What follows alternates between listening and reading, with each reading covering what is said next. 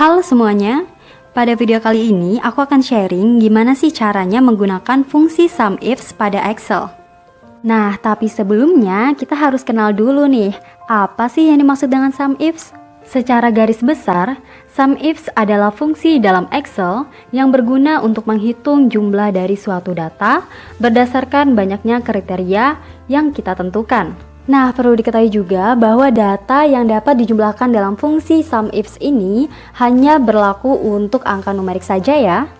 Pada kiri layar terdapat data yang nantinya akan kita simulasikan menggunakan fungsi SUMIFS ini.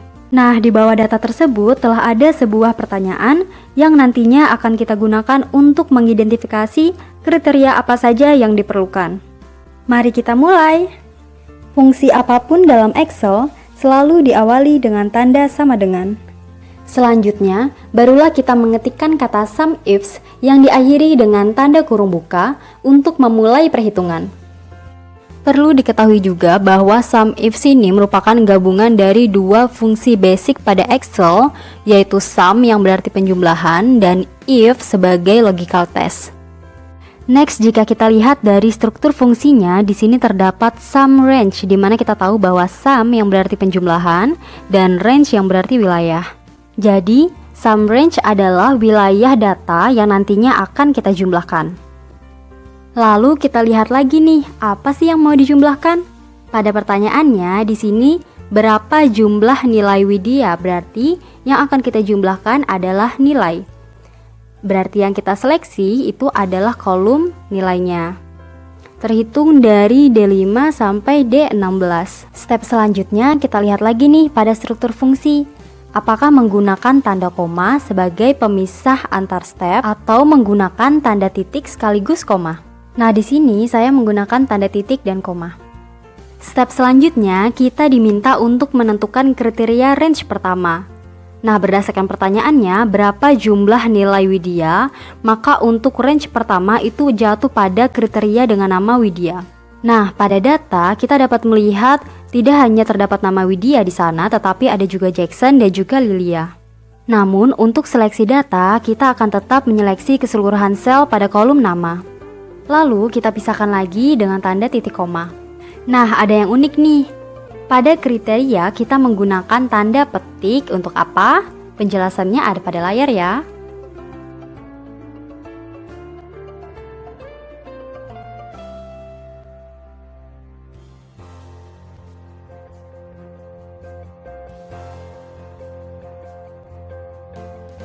Apa sih yang dimaksud dengan sel?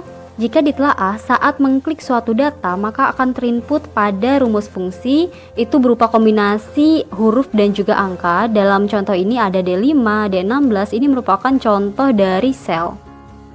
Kembali ke kriteria, setelah tanda petik, maka kita masukkan kriteria satunya yaitu Widya. Diawali dengan tanda petik, maka diakhiri dengan tanda petik juga ya. Untuk kriteria range kedua dan seterusnya, kita lakukan hal yang sama seperti sebelumnya.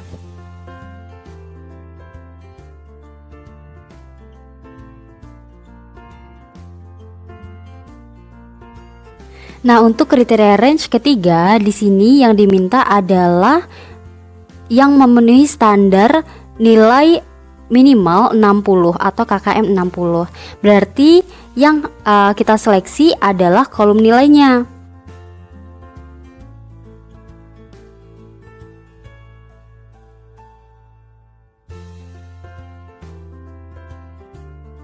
Untuk kriteria tiganya, karena yang diminta di sini adalah nilai minimal 60, maka kita masukkan tanda lebih besar atau sama dengan 60. Maka nanti nilai yang di bawah standar KKM 60 tidak akan masuk pada data penjumlahan.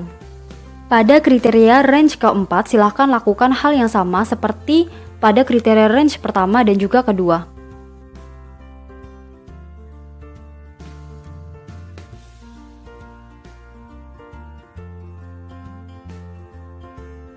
Setelah memasukkan keseluruhan kriteria yang diperlukan, maka untuk mengakhiri fungsi sekaligus mendapatkan hasil, kita tutup struktur fungsi menggunakan tanda tutup kurung.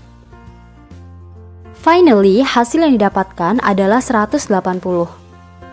Nah, sebagai perbandingan apakah data SUMIFS sebelumnya itu telah valid atau tidak, kita akan membandingkannya dengan rumus sum berikut ini. Pada fungsi sum basic ini, kita perlu meneliti secara detail bagian mana saja yang sesuai dengan kriteria. Pada data ini, yang sesuai dengan kriteria itu berada pada urutan pertama dan juga urutan ketujuh. Di mana urutan pertama nama Widya, nilai 80, MKTS Matematika dan lokasi di Banjarbaru.